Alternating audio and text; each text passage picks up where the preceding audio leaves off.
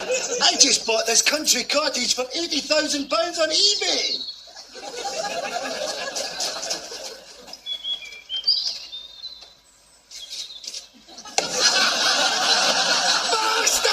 What's going on, guys? It's K-Dub here with another episode of CryptoZombie. Welcome back to the channel. Hope you're having an awesome day today.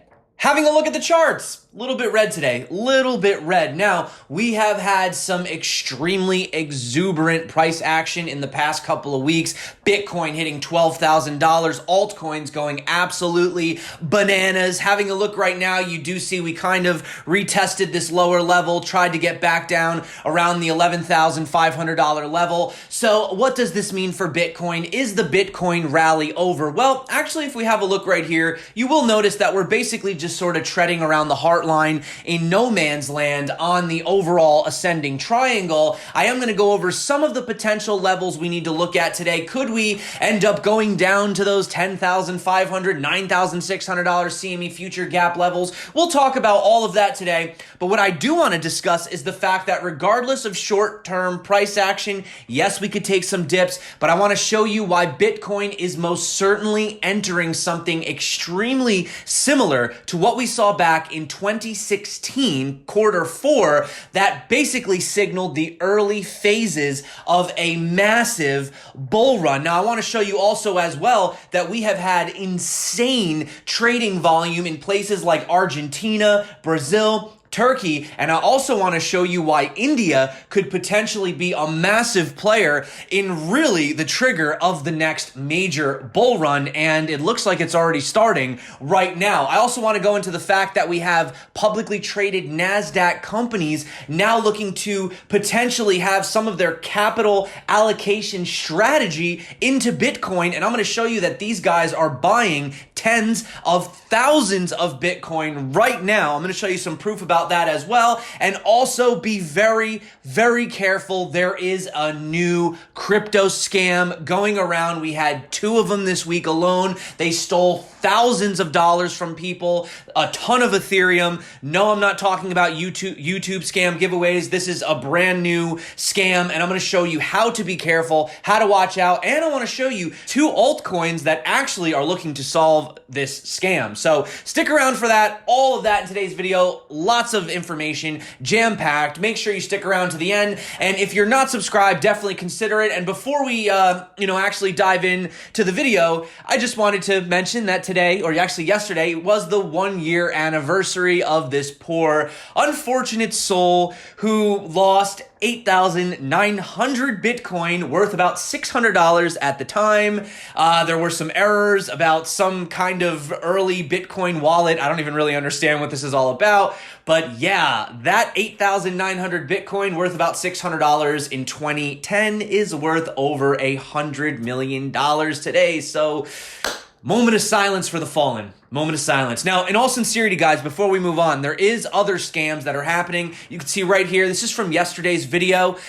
This is a fake CryptoZombie account. This is not me. So sometimes people go down in the comments. They say they're doing these giveaways. Look, right? Looks just like me, my logo, everything. Obviously, if you open this in another window and you go to their page, look, it's a totally fake page. There's nothing on it. So that's how you guys know it's not me. No, I do not do giveaways in the description. But that being said, we need to dive into the chart. So, having a look right here, be safe out there, guys, be safe. Having a look right here, Bitcoin still looking amazing on the macro chart. This is a beautiful chart. Higher monthly highs, higher weekly highs, absolutely gorgeous. However, you can see right here, just after we had our weekly close above that $11,500 level, which was the level to beat, we have started to put in a bit of a red doji candle. Now, the question is, are we looking for that massive pullback? Are we going to have that pullback all the way down to this original trend? If we were to pull down from that level, you could see Bitcoin going down to about the $9,300 levels. We would have almost a 20% pullback, and guess what? The chart would still be bullish. I know a lot of people would be pissed off saying, hey, what's going on? But, eventually we are going to have that correction. Is it going to happen today? I don't know, guys. Right now, you can see we have been supported by this heart line. Now, I still do believe right now, currently, that Bitcoin is yield farming. See, I'm thinking about DeFi lately. Forming an ascending triangle right here. You can see we had the two tops right here, and every time Bitcoin does come to this trend, we sort of bounce around, touch the top again. So I do anticipate that Bitcoin could push all the way even to the end of this month without actually breaking $12,000. That is possible. However, if we do break to the upside, well, it's possible we could see a new all-time high by the end of this month. Now, I'm not going to go into why I spoke about that, but in all sincerity, I do believe that if Bitcoin was to have a nice bounce, we would have a bounce off of that $11,300 level. Could go down to the 11,250s, kind of like these wicks down here. That would be a good opportunity to put in a long if you are trading over on something like Bybit or Femex or something like that. Not financial advice. Do whatever you want. If you are interested, though, I do have tutorials above, links below, but if we fail to get supported by that support, then yes, we could potentially come down to refill this blue zone down here. Now, I just want to point out two levels of sort of interest. That's between the 11,383 and the 12,000. And you can see right here from these green dotted lines. So that's why I'm kind of leaning towards the fact that Bitcoin might fall a little bit lower, get scooped up around that $11,200, $11,300 level, continue sideways, and then we go upwards. I don't personally think we're going to fill the CME futures gap, but these gaps get filled. I don't know what to say, guys. I mean, I don't see why they have to keep getting filled. Personally, it would make no sense on this chart to go all the way back down to that level, but hypothetically speaking,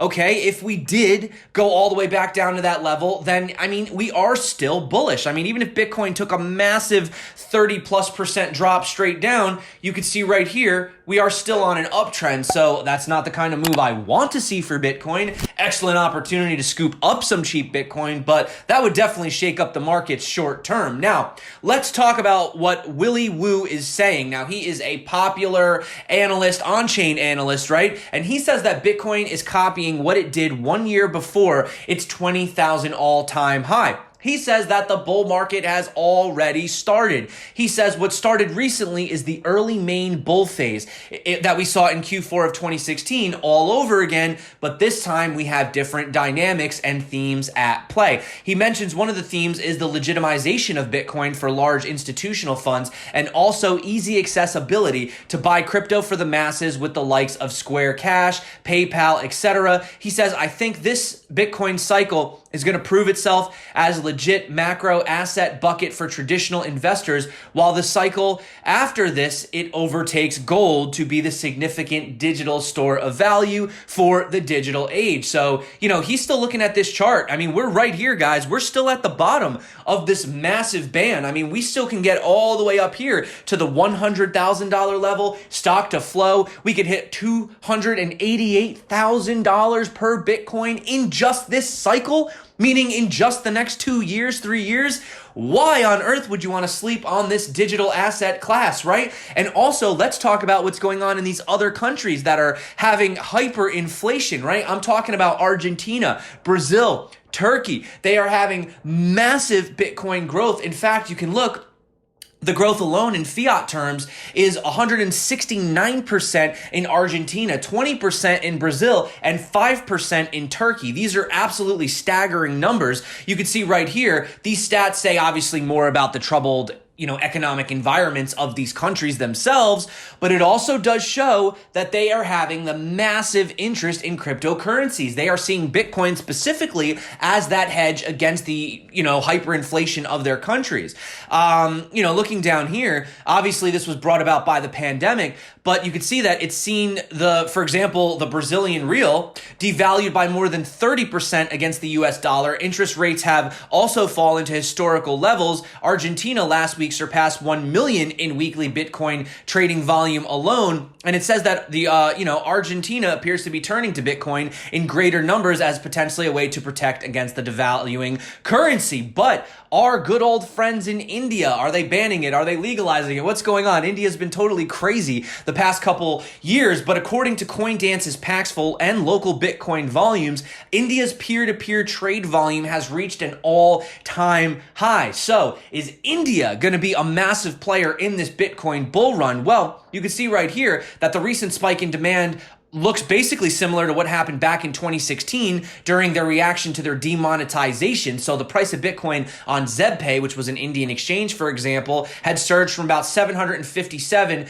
to about $1,000 in about 18 days. Now lifting the ban restrictions appears to have unleashed pent-up demand for Bitcoin, which no governments can declare worthless. These days, Bitcoin activity is ramping up across India on peer-to-peer exchanges. India's peer-to-peer Bitcoin transaction volume have doubled over just the last 5 days. And according to Paxful, which is one of the leading peer-to-peer platforms, India is now among the 5 fastest growing Bitcoin user groups in the world. The volume surged from about 576,000 in May to 8.97 million just last month. They believe that crypto has been slowly gaining traction thanks to mesh networks that help provide connectivity and fast streaming in the rural areas. They're saying this could signal the start of an even bigger cycle, Bitcoin adoption, right? Robert Kiyosaki, he's been the guy talking about gold and silver, and now he says the sleeper is Bitcoin. I suspect it is about to become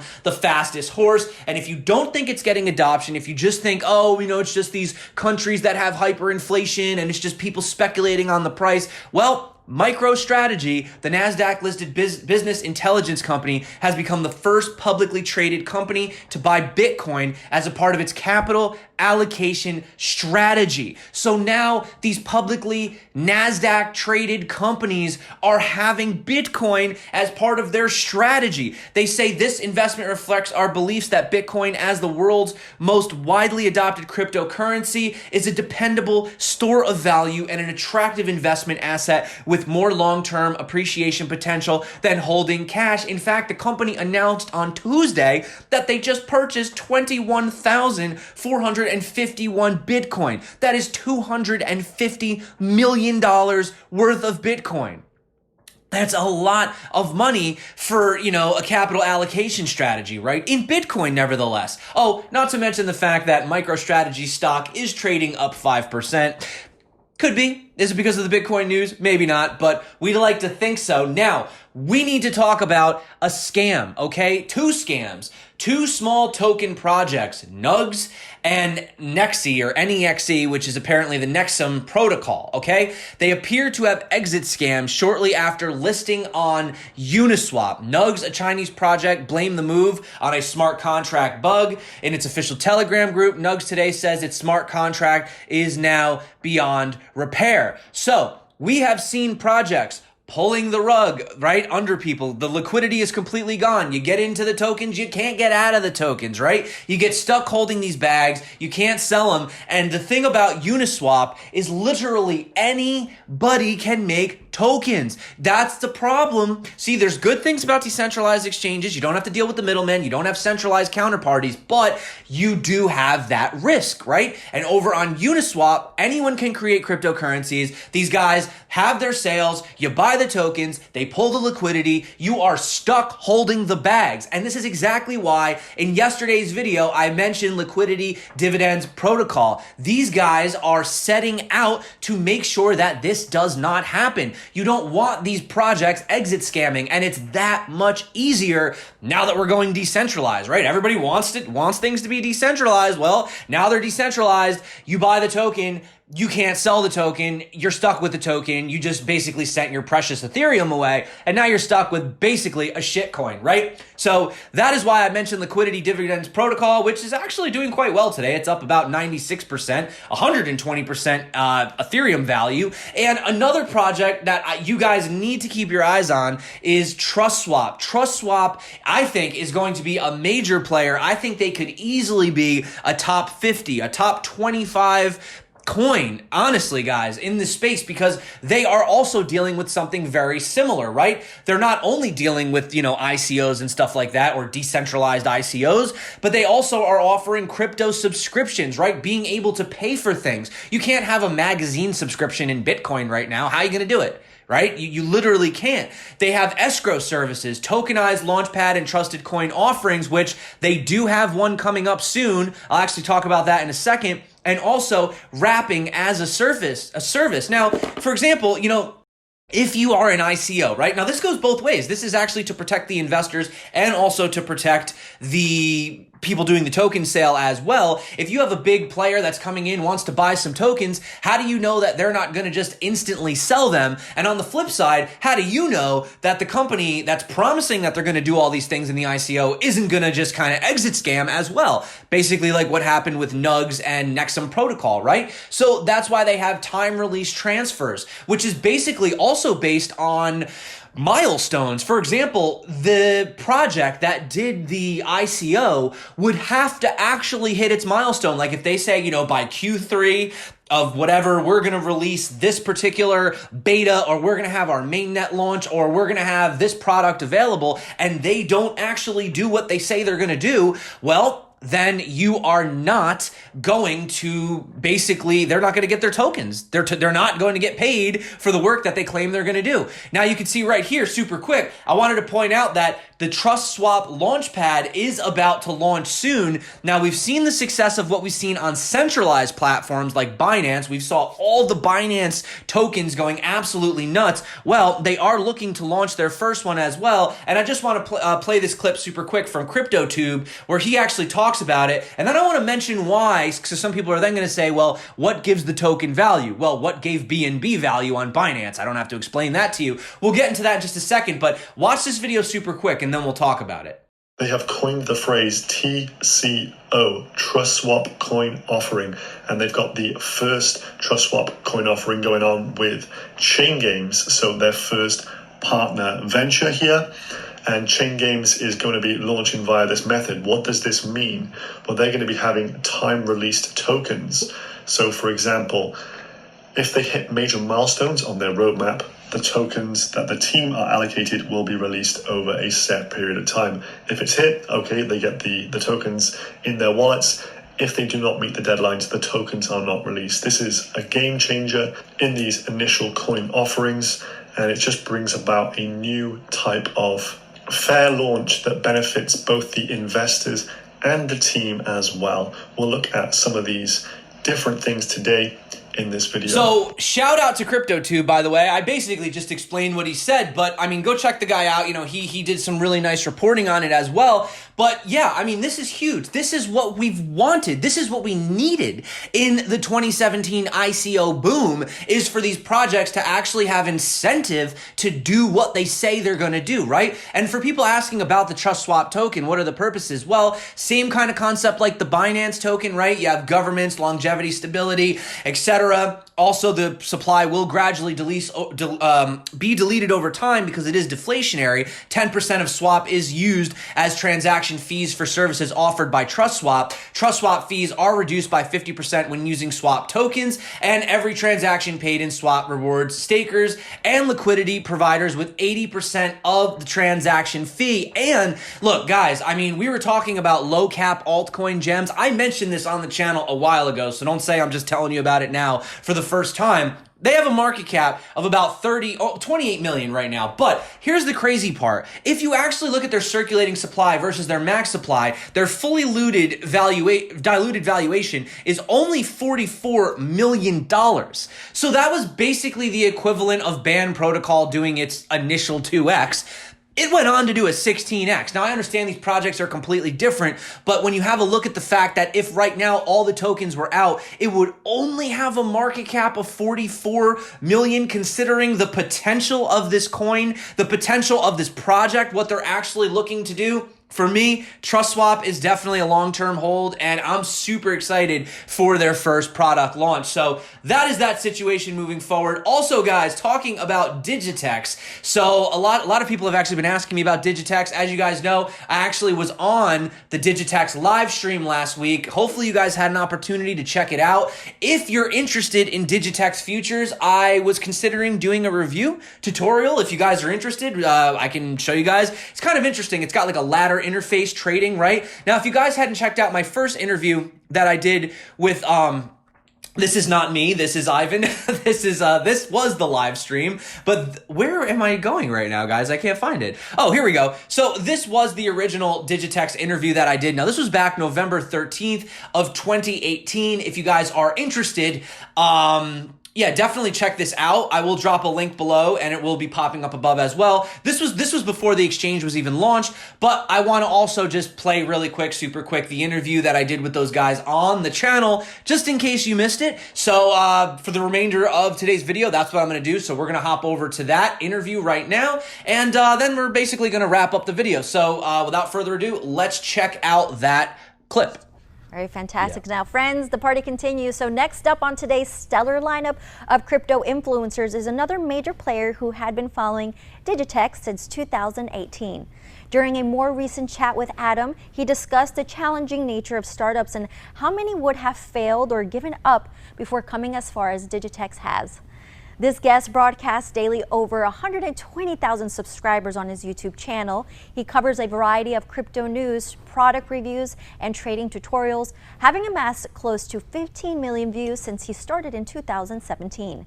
For Digitex's Big Public's launch event, we're delighted to be reconnecting with K-Dub, aka CryptoZombie. You all right, mate? How's it going? Mate? All right, mate. How are you? Good, Adam. It's been a while since we had you. You were on the channel, actually. We did an interview back when this whole thing was almost just an idea, really. I don't know how many of those viewers are still with us today. So it's really awesome to catch up with you. Thanks so much for the awesome interview. And yeah, I mean, how you been doing? It's like you're 3 hours strong so far, huh? I know my voice is getting a little croaky, right? But I'm good. It's good. I mean, the interviews are just so great. That last guy was so great. It's so nice to hear. What he was saying was exactly what I wanted to hear. People are going to think I just paid that guy to come on, but that's the first time I've spoken with him. It's just so great to hear that people are actually making consistent money on the exchange. Yeah, I had an opportunity to test it out myself. It was very interesting. I've never worked with the ladder type trading before. It's definitely a lot more exciting for sure. It's very like fast paced, in your face, you know, and I can imagine if you're like a hardcore day trader, that's probably right up your alley. So yeah, first of all, I just want to say congratulations, number one. Thank you very much. It's been a tough market for everybody. So yeah, but I mean, as far as the let me ask some questions to you. I know you guys have covered a lot of topics. I don't want to repeat some of the same things. You guys nailed a lot of the big questions I had with zero fees, how you make money, you know, upgrades to version 2, etc. But one thing I wanted to talk about specifically that you guys had mentioned, or that you mentioned in our last interview, and it was a little bit controversial. You basically were talking about how cryptocurrency, you know, there's a lot of like buzzwords with blockchain this, blockchain that, and how we were talking about blockchain really doesn't solve everything, right? It's kind of just like this sort of fad buzzword. So I wanted to talk again about why you still decided in the end to go with a token, to use blockchain for trading specifically. Why do you think that, you know, cryptocurrencies and blockchain has an advantage for trading? You know, in something where as a social media network, right? I mean, really. Absolutely. I just think the absolute best use case of cryptocurrencies is trading and gambling too. Trading and gambling really are the best use cases of it. You know, like as you said, you know, blockchain is often a buzzword that they just attach to things. It was back in the day, you attached blockchain to a company name and its price would go up 60%. You know, it's just everything. You know, blockchain would seemingly solve world hunger and create world peace, and it just got well overdone. You know, like you say there are social media networks that use blockchain. I think that's a horrible idea for a social media. You know, for using a blockchain. You know, for storing and retrieving huge, you know, big data. You know, videos and photographs in real time. I think the blockchain is just the worst idea. Using the blockchain is the worst idea you can have. You know, a centralized, fast database is the absolute best way to do that. But cryptocurrency, you know, trading and gambling, it's the absolute best use case you can get for it. So I think, you know, the Digitex token, I think it's why the exchange tokens do well. I think, you know, it's why Digitex is going to go so well too, because it's just perfectly matched up to the use case. Actually, it's crazy. If you look at a lot of the Ethereum dApps, if you go check out some of these websites, always at the top, it's always either exchanges or just a ton of gambling. Even on, you know, different blockchains like Tron and stuff like that. It's just all the top ones are all gambling, gambling. Right. So it's funny. I mean, people, you know, they love to use it for those purposes. And you actually hit on an interesting point. Now, recently, we've seen a huge surge into DeFi. You know, things like Uniswap are coming out, and it's all about that decentralized, no KYC, no middleman, etc. And you're saying that this is a great use for blockchain. So I was just curious about what level of centrality do we have on Digitex? I don't know, maybe you covered this. How much of the exchange is centralized versus what aspects of it are the decentralized aspect, like the matching engines? How does that work? Well, in the original white paper, we did plan to be a zero-fee, non-custodial futures exchange. We got the zero-fee part down. The non-custodial turned out to be the technology just isn't there yet. So we're still looking into that. We looked at Plasma for a little bit. That didn't really come out the way it was supposed to. I think it's going to happen. You know, maybe with Ethereum 2.0, you know, the transactions are going to get faster and cheaper, but it's still not going to be as fast as it needs to be for, you know, real-time, live-time trading. So it's still not there yet. Blockchain is still a young. It's still a young technology, and it's not where it needs to be yet. So we're still looking at that. But it is something we want to do, to be a real-time exchange that has centralized servers. You know, the order book is on a centralized server with that speed and reliability and that security you get from that. If we can somehow get the trustless element into it, that hybrid is the absolute best. Is the best thing there. I think the cross between centralized and decentralized, if we can figure out how to do that hybrid, which we will, you know, it's just a process, you know, if you keep trying something, you'll get there in the end. So it will get figured out. And I think that hybrid of centralized and decentralized is where we're going to go. We've actually covered that topic a lot on the channel.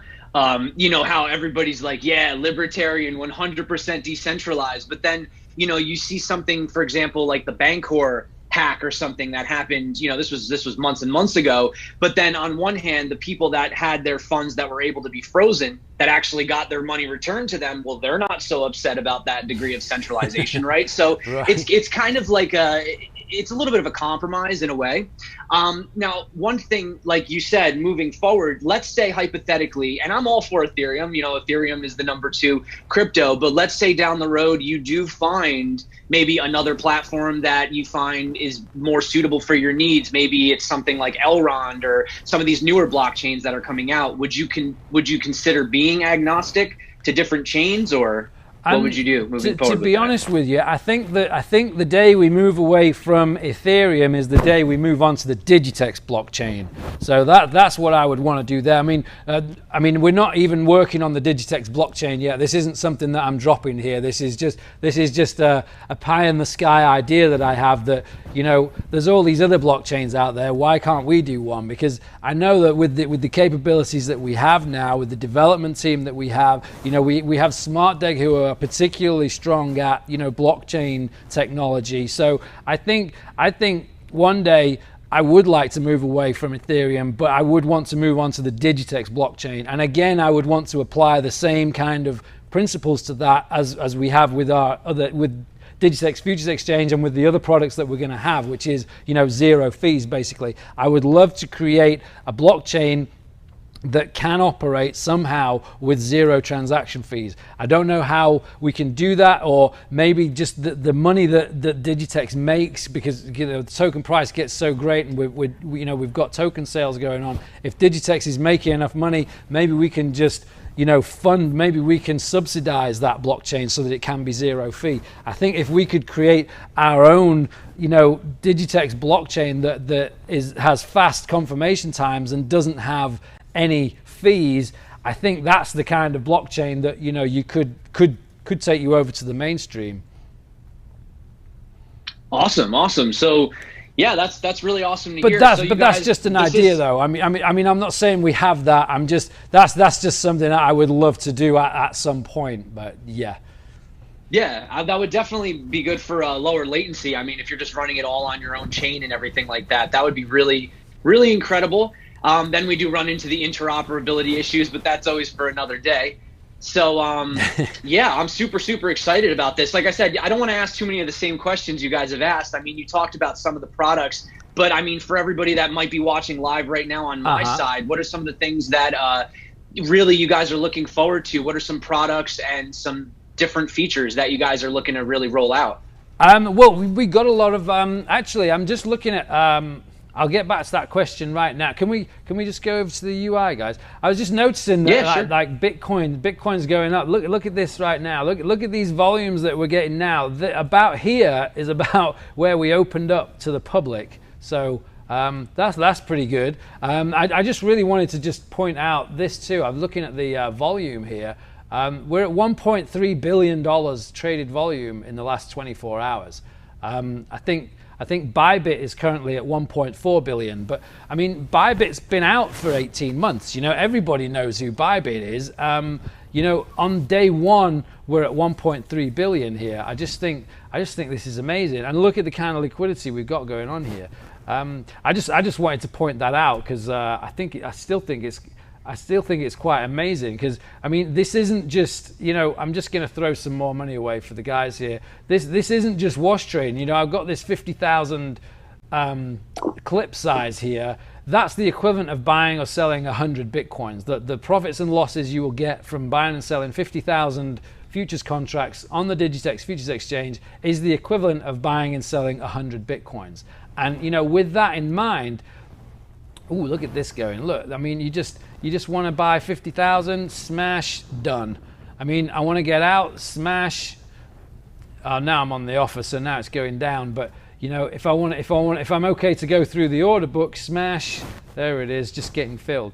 I mean, this is 100 Bitcoins at a time, the equivalent of that I'm able to buy and sell in a fast-moving market. That you know, it's just amazing to me that we've got this kind of volume going through there right now. I just wanted to point it out because it's going particularly crazy right now. You know, we're at 11,400. I'm long. Let's see if we can just get that off at 11,400. There we go. You see that? I mean, I just made like 80,000 Digitex there. I mean, it's just so liquid. It's amazing to me that we've got this kind of liquidity from manual traders. We don't even have the API going yet.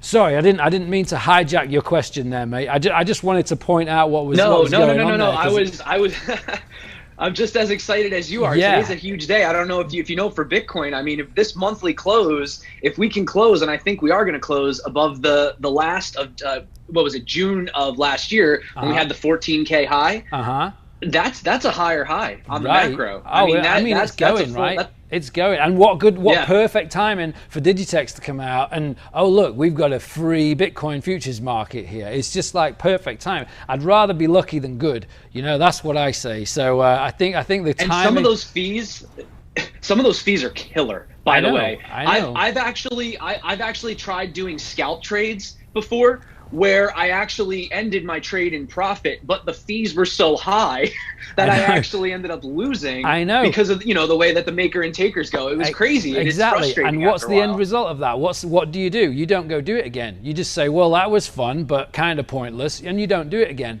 If you make those profits on Digitex, you do it to the maximum. What we find is, you know, the winners on Digitex, they don't even want to withdraw their money. All people do is they just increase their size. And I remember that's what I always used to do. Whenever I was having a good run, I wasn't drawing money out and, you know, having a good time with it. I'm just multiplying it up in my head. Right, wait a minute. If I just increase my size, and that's what people are doing. You know, the volumes are they're just going through the roof right now. So yeah, it's just really interesting that this is, you know, if Bitcoin just starts on a tear now, that, you know, and we've just opened today.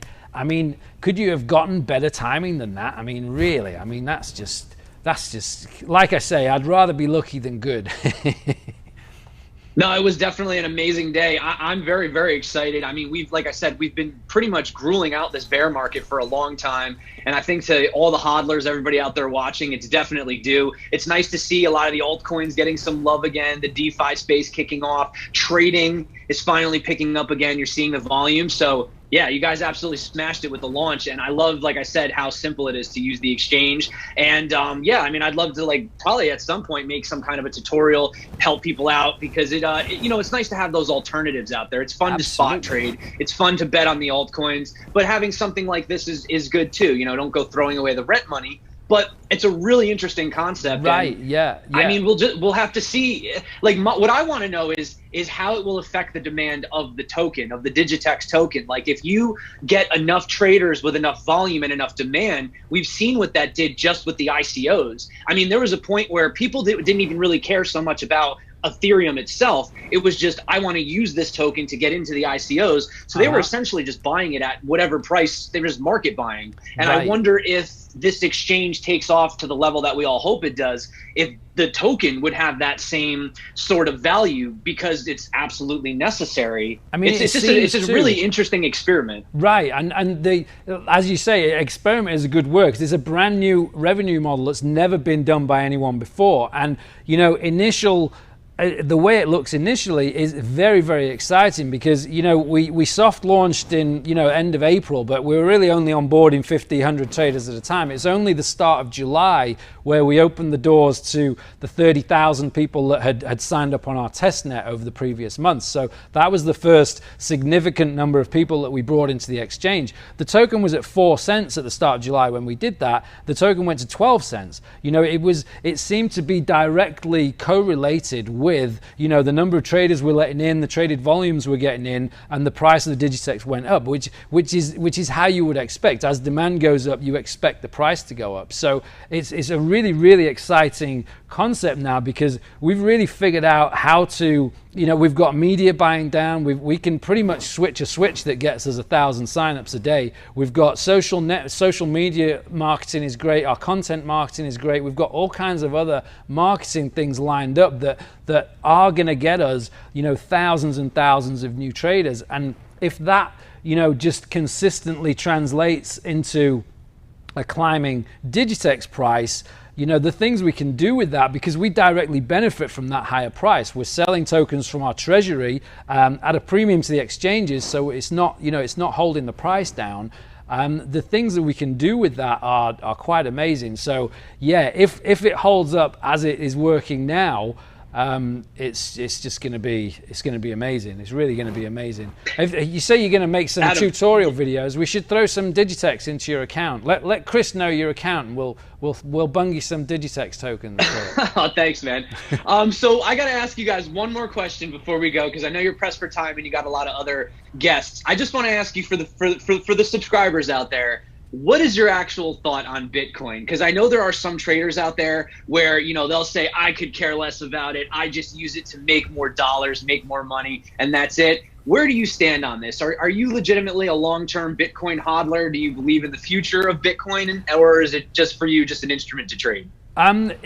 Predominantly, it's just an instrument to trade. My main interest in it is just that it's 24/7 and that it's liquid. That's why we started the futures market off on that.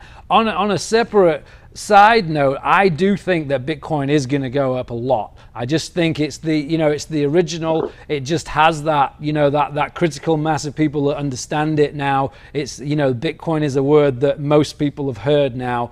It has that first mover advantage.